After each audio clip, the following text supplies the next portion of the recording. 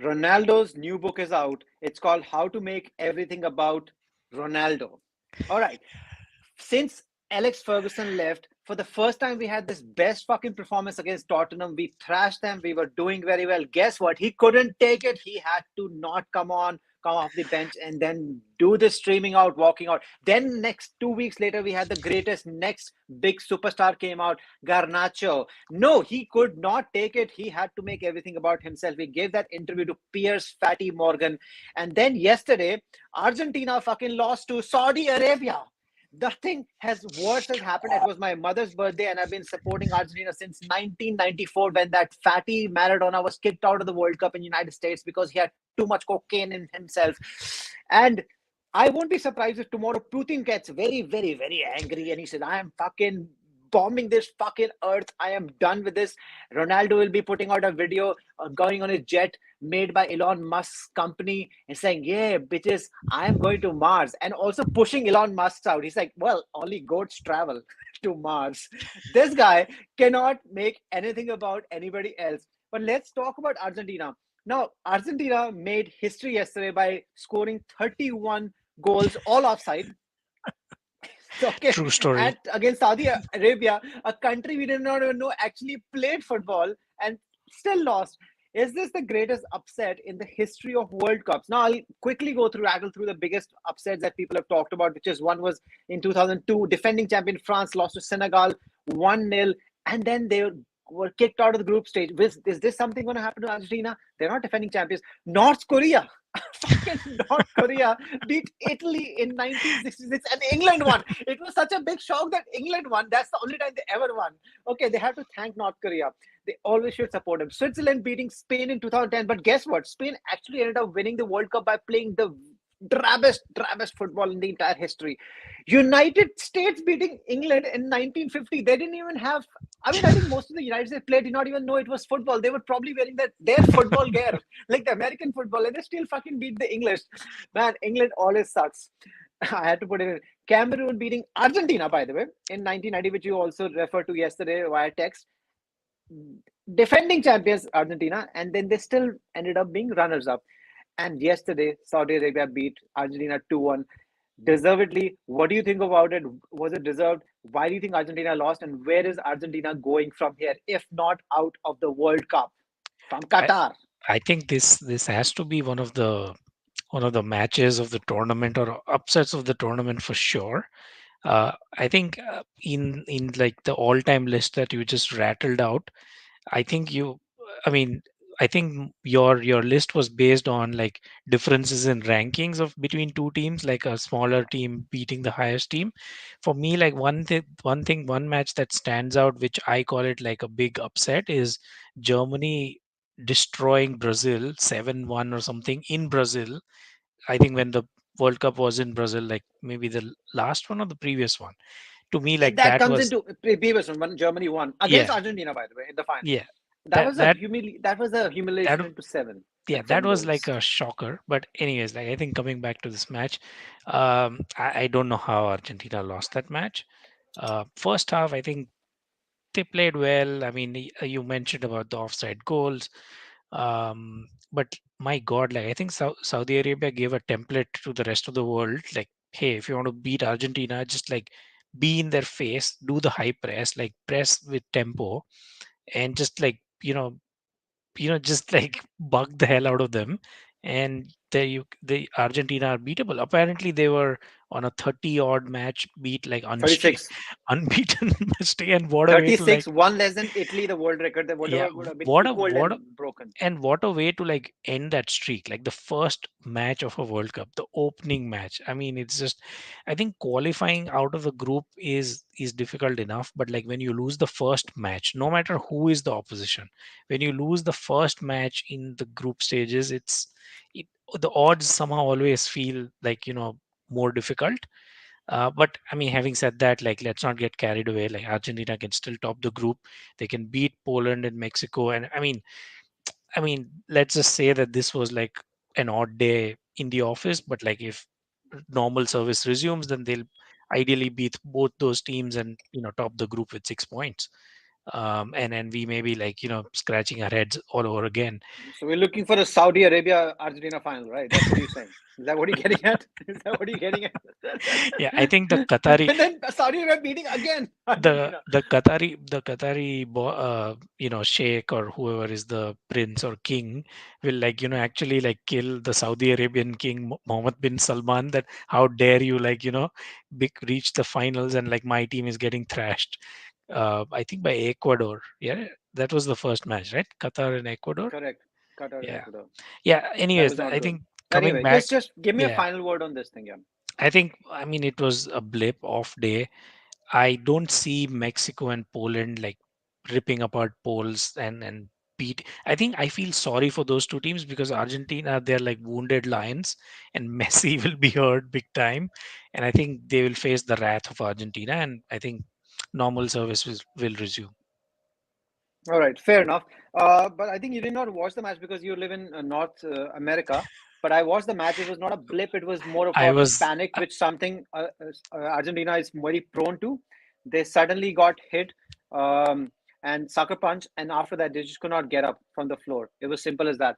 But let's just. So you I think they're think going to qualify on for the yeah, yeah on that point, I think knockouts?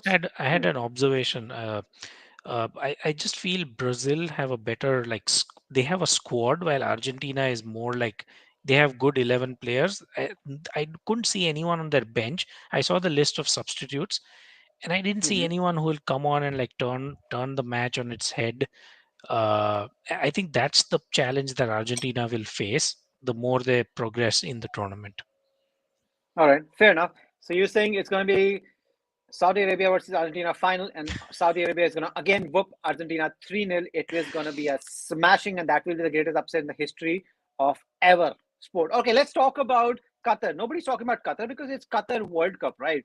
Even after paying a princely pay or sum of 35 pence per hour to imported Indian labor, Qatar spent $220 billion.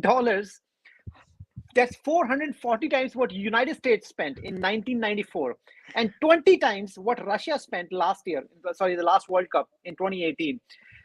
And this is the fucking team they fielded. Have you seen the Qatar team? My goodness, I feel India will beat Qatar. It is so horrible. I mean, how terrible were Qatar? I'm going to say one thing. I won't be surprised if a Qatari prince actually showed up in at halftime and paid Ecuadorian players £1 million in hard cash just to tell them to stop scoring, stop this fucking humiliation. And did you see Qatar coach's face, man? Every time the ball was nearing their fucking goal, he was panicking. And every time the goal was scored, he was literally getting a panic attack. I have a conspiracy theory. I think his mother, father, sister, brother, wife, kids are all fucking kidnapped and they're getting shot one by one every time Qatar is conceding goals. Sorry, Dude, his face looked bad. I cannot agree or confirm or deny that David photo. Moyes did not look this bad before getting sacked.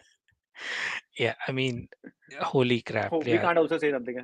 No, Yeah, no, got I am cancelled. the I am the PR manager. I have to like, Oh yeah, respect my you employer, so I can't confirm you or got deny not Sepp anything. Blatter. You got it. Already banned. Already banned. All Gauravs are banned. Like Yeah. complete Dude, ban on Gaurav. they might reach to your house in Delhi and then, whoop you. So be careful. Anyways, My mother's missing. Already. Okay, go on. yeah, I mean it's just sad. I mean, yeah, it was just a I mean, they're just there for attendance, right? I mean, they're the hosts, so they had to have a team.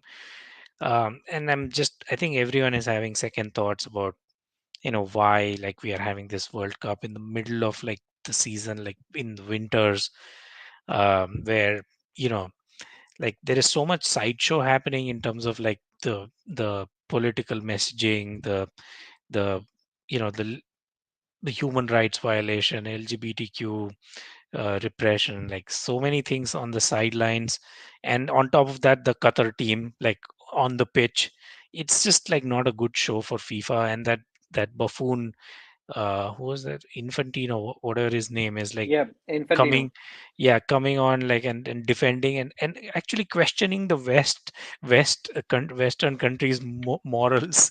I mean, I was like, where is this guy like coming from? Like I think he's going to be the next head of Twitter, by the way. His next job after the FIFA, after leaving FIFA, I think Elon Musk is going to hire as like the head of free speech at Twitter. So you There's like heard it first. autocracy there. It's all monarchy. He doesn't. He fights uncontested. By the way, just to give him some credit, I was listening to the entire thing because most people have not heard, and you have not also heard. Fact is, I also heard 20 minutes. What he starts with sounds very bizarre when he said, "I feel like a handicap. I feel like a Qatari. I feel like this migrant worker. I feel like gay." Actually, if you listen to him, he actually means well. Because I was listening to him and it started to getting more and more sense because in the 15-minute mark, he did say that, you know what, I did say I feel that, but and that was a feeling, but obviously I'm not gay. I am not Qatari. I am not a migrant worker, right? He was just trying to say that all the other people have also committed sins. So he was just like he wasn't like as one of the Sky pundits said, like he just had way too many drinks and he just could not stop. He just ran. People didn't expect this, ran, and people don't want it. So I think he was coming from a good place. That's what I felt. And even if you see the comments also, although a lot of Qatari comments, so not fair completely. But I think people will understand that if you listen to the whole thing, like just the way Piers Morgan was saying, listen to the whole Ronaldo interview, your mind will change. No, it did not. You just wanted us to watch the entire interview so you can get more fucking money out of it, motherfucker. All right, I don't want this to be Oh, maybe Sepp will invite me now to Switzerland. Yeah, yeah. All right. So what? Okay. So this was a shamble, right? Complete shamble. But actually, Qatar is ranked higher than Saudi Arabia, by the way. Just to give you, I think they Ooh. completely panicked in that match. Completely panicked in that match, and it was just terrible. You have anything else to say? Otherwise, I'm going to talk about England, another very, very open country for women, Iran. let's So let's move there. let's move there. England six. No, this is just a one match. The 6 goals in one match for England. This is unbelievable. Okay, because their coach is known to be so pragmatic, like so pragmatic. He would put his grandmother on the field if she can defend. Okay, he is not worried about anybody. Six and Iran scored two. I think last was a bit of a pity penalty. Was what the fuck was that all about? That was just stupid. I'm just asking, are England actually good? Because I don't want people to fly now. This is a flash in the pan because sometimes these things happen and you just completely run over the opposition, which is like not a minnows. And how the fuck Iran are FIFA ranked 20th? So these are two my Yeah, questions I was primarily on shocked. England. So after the match, I was like, check the FIFA rankings. Like, what the hell? I don't understand. Saudi Arabia is ranked some 50, and these guys are like 20th. I'm like, 51. really? Like, No. I don't know how these rankings work anymore.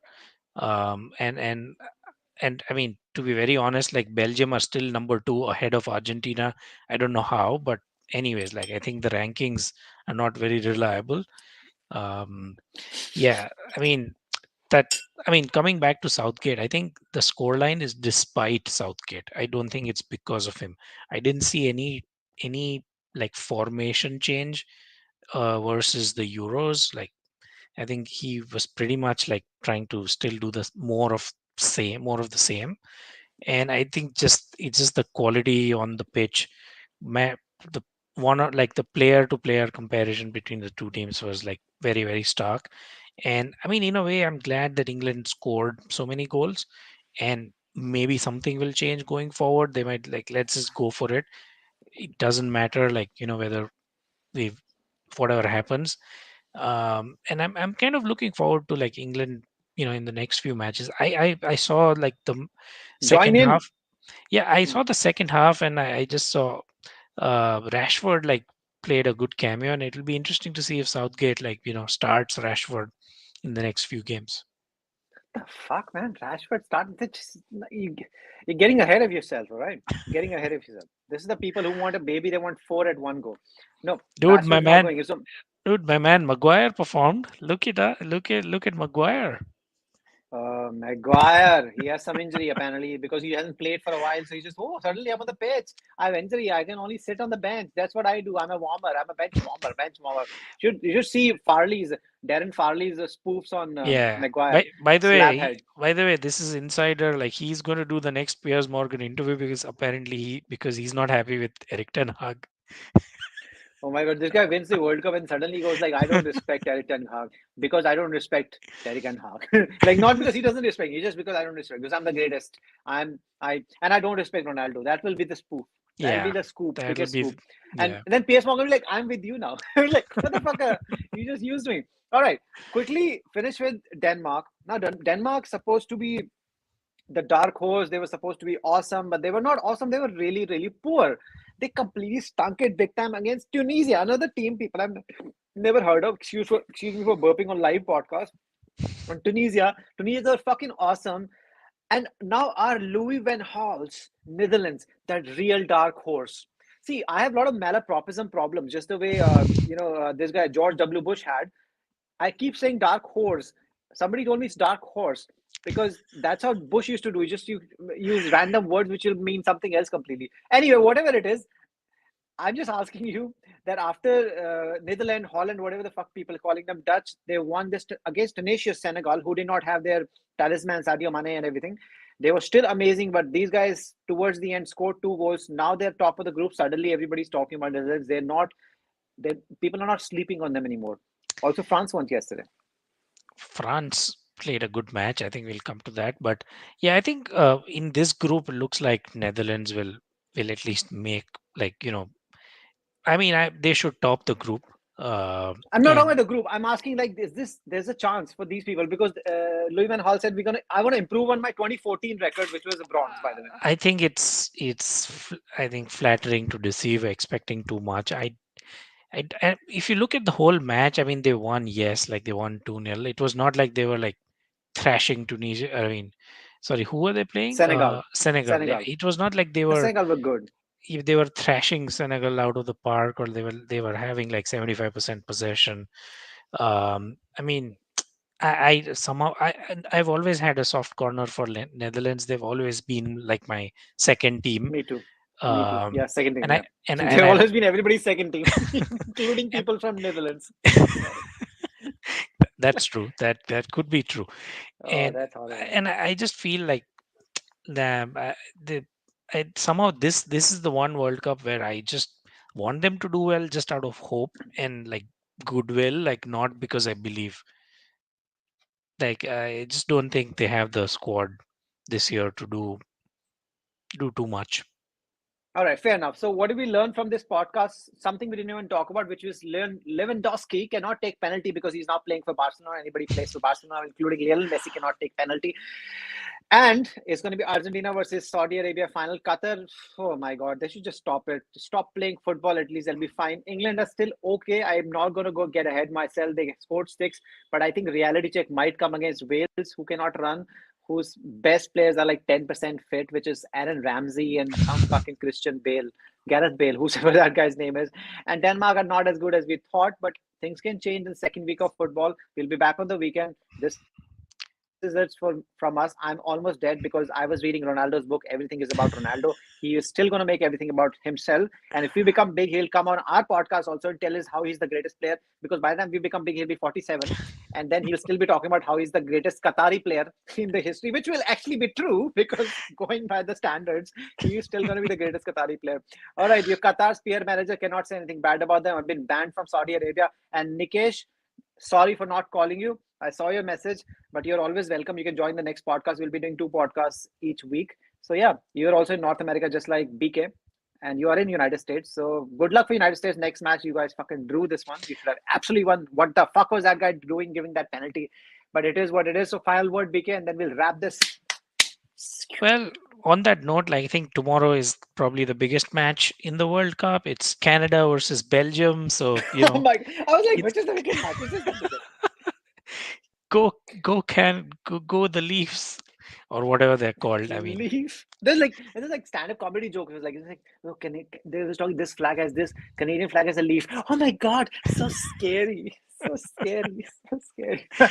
yeah. All right, yeah, So yeah. Stop I promoting Canada every single I time. You am promote looking forward. everybody. I am looking You forward, and trust me, like I said it first. There might be a big upset. Like, they're going to this beat the I'm telling you. former world number one team. It's BK, gonna you're not the next Piers Morgan. You're the next Joe Rogan, man. This is how much PRing you're doing. You're the greatest PR manager in the history. You'll be the PR of everybody. You're well, George Mendes, everybody. You'll be you like, can who was that guy who died, right? Who was the greatest one? Who was the guy who passed away last year or earlier this year? The greatest agent of oh all yeah, time. yeah, Mino the Raiola. Mino Mino Raiola, Raiola. right? Yeah, yeah. You'll be the next Mino Raiola, the good Mino Raiola. You can laugh and sneer all you want, but tomorrow, man, tomorrow when Belgium lose to Canada, then don't. I mean, we'll see. I'll reserve my Oh, judgments. I have all the Belgian chocolates in my tummy already. Okay. I don't know how many people will watch this podcast, but I really enjoyed it. For the last 20 minutes, I'm gonna watch it on my way to work, which is just writing in some cafes. So thank you, BK. We'll see you next time. And thank you, All Nikesh, for right. watching. And thank you, Vikram. I'm almost dead, but I'll survive till the World Cup survives. Respect. Love you, Qatar.